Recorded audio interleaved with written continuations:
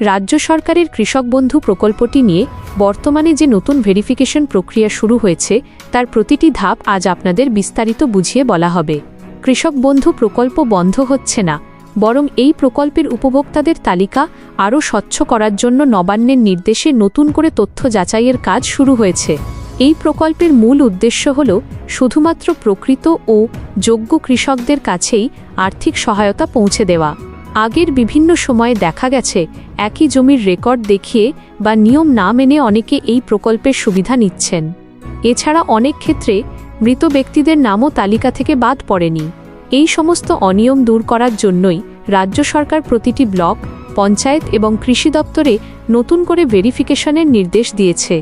প্রথমেই আপনাদের জানতে হবে ভেরিফিকেশন লিস্টে আপনার নাম আছে কিনা। আপনার এলাকার পঞ্চায়েত অফিস, ব্লক অফিস বা এডিএ অফিসে একটি নির্দিষ্ট তালিকা টাঙিয়ে দেওয়া হয়েছে। সেখানে গিয়ে নিজের নাম দেখে নিন। যদি ওই তালিকায় আপনার নাম থাকে তবেই আপনাকে নতুন করে ভেরিফিকেশন ফর্ম পূরণ করতে হবে। কোনো কারণে যদি আপনার নাম ওই তালিকায় না থাকে তবে অযথা আতঙ্কিত হবেন না বা নতুন করে ফর্ম জমা দেওয়ার প্রয়োজন নেই। ভেরিফিকেশন ফর্ম জমা দেওয়ার সময় যে নথিপত্রগুলো সাথে রাখা বাধ্যতামূলক তা হল আপনার আধার কার্ড, ভোটার কার্ড, ব্যাংক অ্যাকাউন্টের কপি এবং জমির রেকর্ড বা আরওআর। বিশেষ করে আপনার আধার কার্ডের সাথে মোবাইল নম্বরটি অবশ্যই লিঙ্ক করা থাকতে হবে। এছাড়া ব্যাংক অ্যাকাউন্টের সাথে ডিবিটি বা ডাইরেক্ট বেনিফিট ট্রান্সফার সুবিধা সক্রিয় থাকতে হবে, কারণ সরকার সরাসরি ব্যাংক অ্যাকাউন্টেই টাকা পাঠাবে। যাদের তথ্য যাচাই করা হবে তাদের ক্ষেত্রে মূলত 3টি বিষয় বিশেষভাবে দেখা হবে।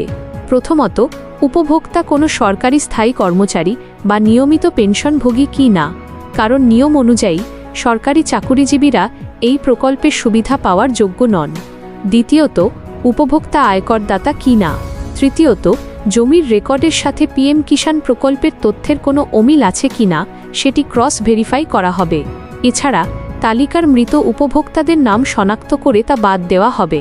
এই পুরো প্রক্রিয়াটি সম্পন্ন করার জন্য কৃষি দপ্তরের পক্ষ থেকে 4 সপ্তাহের সময়সীমা বেঁধে দেওয়া হয়েছে।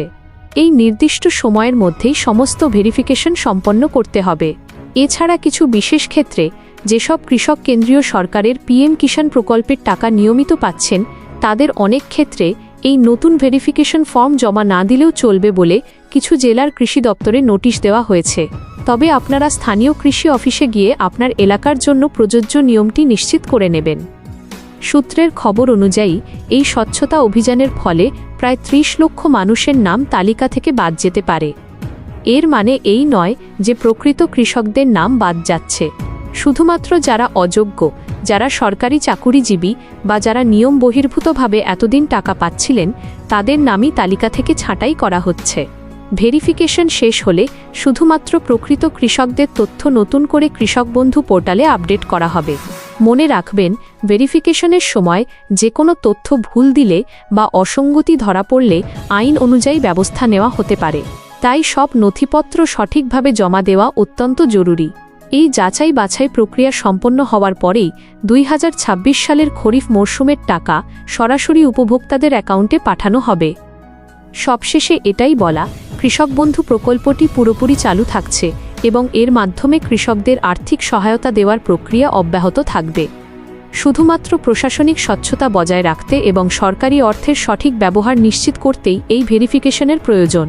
তাই আপনার নথিপত্র গুছিয়ে দ্রুত স্থানীয় কৃষি অফিসে যোগাযোগ করুন এবং ভেরিফিকেশন প্রক্রিয়া সম্পন্ন করুন।